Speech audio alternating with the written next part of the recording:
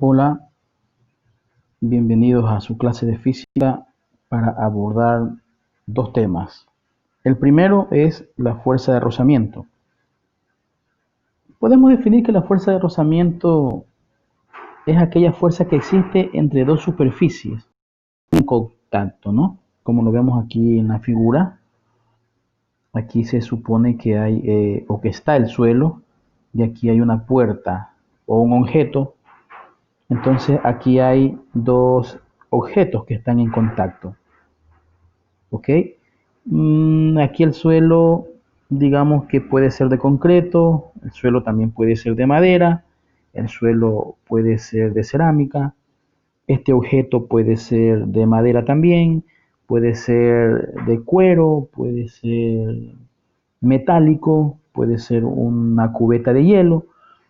Y menciono esto porque para que exista aquella fuerza de fricción, en esta clase necesitamos saber o entender que entre esos dos objetos debe de haber un coeficiente de fricción y que ese coeficiente de fricción varía según los dos objetos que estén en contacto, porque no es lo mismo que yo arrastre esta madera por un, por un suelo de madera también que por un suelo de concreto o de cerámica. Entonces quiero que se entienda que ese coeficiente va a variar dependiendo de los dos elementos que vayan a estar en contacto. Ahora bien, esta fuerza de rozamiento es paralela a las superficies que están en contacto, ¿no? Aquí la fuerza de rozamiento, ¿sí? Va a estar paralela a este plano recto, a este plano normal. Acá en cambio va a estar paralela a este plano inclinado, ¿sí? Y para ir entendiendo lo que es la fuerza de rozamiento, pues vamos a suponer que este objeto que va a ser empujado por esta persona, pues hacia la derecha, se le opone esa fuerza de rozamiento en sentido contrario, o sea, en este caso hacia la izquierda, ¿sí? La fuerza de rozamiento también existe cuando esos dos cuerpos están en contacto y uno de ellos o ambos están en reposo, ¿no? En este caso el suelo y la puerta también está ahí en contacto, también hay una fuerza de rozamiento, a la que le vamos a denominar pues fuerza de rozamiento estático. ¿Ok? Entonces, podemos decir también que la fuerza de rozamiento entre los sólidos es el producto del coeficiente de rozamiento y la fuerza normal. Ya sabemos que la fuerza normal es toda aquella, ¿sí?, que actúa perpendicular al plano. En este caso hay un peso hacia abajo, aquí está el plano, que es el suelo, y la normal actúa perpendicular a ese plano. Aquí en este caso va hacia arriba, no acá. Aquí yo tengo un plano inclinado, el peso obviamente va a ir hacia abajo, pero la normal va a ir perpendicular al plano. En este caso, este plano inclinado, la normal va a ir perpendicular a ese plano. Entonces, la fuerza de rozamiento no es otra cosa que el coeficiente de rozamiento, ya decíamos que ese depende de los materiales que estén en contacto, por la normal. ¿Ok? Entonces, yo digo que esto se entiende mejor con ejemplos. Y tenemos aquí el primer ejemplo. Dice, consideremos el caso de esta figura donde ahora existe rozamiento entre el libro y el plano inclinado, ¿no? Siendo 0.20 y 0.10 respectivamente los coeficientes de rozamiento estático y dinámico. Ojo, cuando el libro está en reposo y cuando el libro está obviamente cayendo, porque aquí no hay otra fuerza que lo esté jalando hacia arriba, no. Obviamente si es dinámico, pues el libro caerá. Podemos observar también que el coeficiente de rozamiento estático es mayor que el coeficiente de rozamiento dinámico. Eso es una ley. Entonces, se pide razonar si el bloque comienza a deslizarse y en caso afirmativo, calcula con qué aceleración lo hará. Y tal es la pregunta. ¿Cómo determinarías experimentalmente el valor del coeficiente de rozamiento estático? ¿Ok? Entonces, vamos a la comprensión. Se dice que aquí el libro comenzará a moverse siempre que Px sea mayor o igual a la fuerza de rozamiento estático. Una vez en movimiento, entrará en acción la fuerza de rozamiento dinámico, obviamente. Nótese, vamos aquí a imaginarnos que en primer caso este libro está en reposo. Entonces el diagrama de fuerzas dice que hay una fuerza normal hacia arriba, que ya dijimos que era perpendicular al plano, y el peso que va hacia abajo, ¿no? Hacia el centro de la Tierra. Pero, esta es una fuerza referencial, porque la fuerza que vamos a necesitar son sus componentes, o sea, las componentes de este peso. Y tenemos tanto para para Y como para X. Entonces, la fuerza que se le opone a la normal es la PY. Y la otra componente es PX.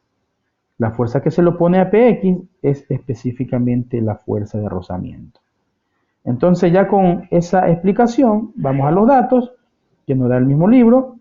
Dice masa, la masa del libro, que es igual a 2 kilogramos. El ángulo que tiene aquí es 30 grados, que va a coincidir entre la fuerza peso y su componente en Y, en este caso. El coeficiente de fricción, que habíamos dicho que era estático, ¿no? Porque el libro todavía no se mueve, y el coeficiente de fricción dinámico, que es 0.10 ya cuando se empieza a mover.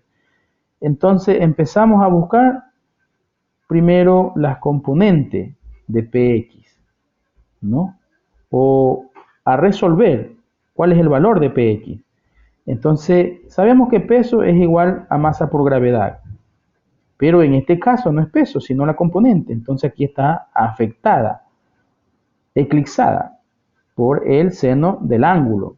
Entonces reemplazamos masa, tenemos 2 kilogramos, tenemos la gravedad en 9.8 metros sobre segundos al cuadrado y tenemos el seno de 30 grados. Reemplazando matemáticamente, eso nos va a dar como resultado 98 newton. Entonces, por otra parte, la fuerza de rozamiento estático será, recordamos lo que dice aquí arriba, ¿no? Vamos a recordar lo que dice aquí arriba. La fuerza de rozamiento es el coeficiente de fricción por la normal. Y en este caso estamos hablando del coeficiente de fricción, acá abajo de todo, ya no me da el puntero, el coeficiente de fricción estático, que ya habíamos dicho que era 0,20.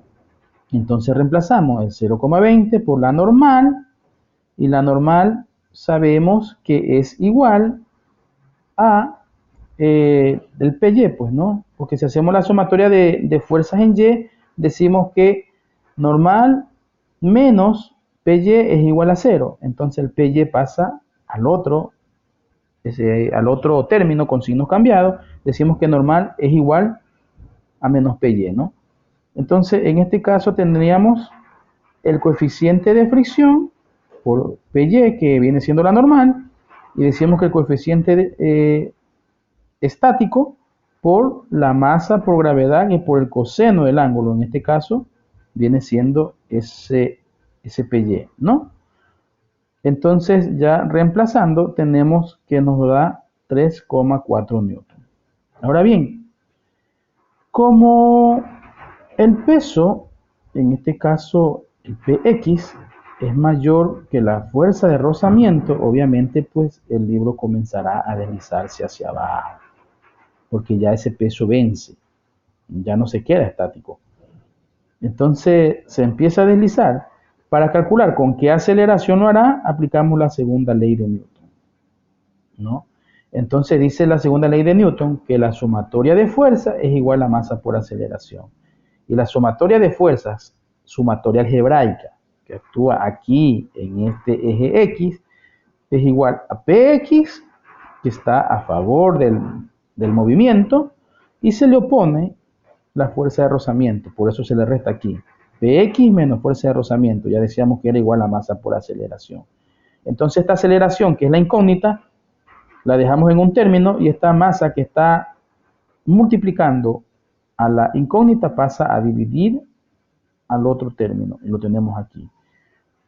Entonces tenemos Px y toda la fuerza de rozamiento la reemplazamos y tenemos que es el coeficiente de fricción dinámico más la masa por gravedad y por el coseno del ángulo. Reemplazamos numéricamente con estos datos que ya nos dieron y nos va a dar 4.1 metros sobre segundos al cuadrado. Si quiero que me disculpen el estar hablando un poco rápido, pero es que el tiempo en el video no me da para más de 15 minutos, de los cuales ya llevo 11. Ahora bien, para determinar experimentalmente el valor de este coeficiente, colocamos el libro sobre una superficie horizontal y la inclinamos poco a poco. Cuando comience a resbalar, se cumplirá que ese peso en X es igual a la fuerza de rozamiento, y que eso a su vez es igual a la masa por la gravedad y por el seno del ángulo. Y esto de acá, ¿sí? Reemplazando coeficiente de fricción, masa por gravedad y por el coseno del ángulo. O sea, esto de acá es una ecuación, dos términos, en ambos términos hay masa y hay gravedad, se eliminan, ¿sí? Y tenemos aquí un coeficiente de fricción. Entonces vamos a calcular ese coeficiente de fricción, el coseno pasa al otro término a dividir, tendríamos seno sobre coseno, por trigonometría sabremos que ese seno sobre coseno es igual a tangente, entonces diríamos que ese coeficiente es igual a la tangente del ángulo. Entonces así midiendo la inclinación con un transportador podemos calcular el valor de ese coeficiente. Entonces ya haciendo la comprobación, pues nos va a dar que la aceleración es de 4.9 metros sobre segundo al cuadrado en caso de no existir rozamiento. Pero en este caso lo tiene, ¿no? Entonces nos veremos en la clase. Espero que les sirva en algo, porque ya de todas maneras esta clase es para alumnos que ya tienen un conocimiento de física mecánica. Muchas gracias.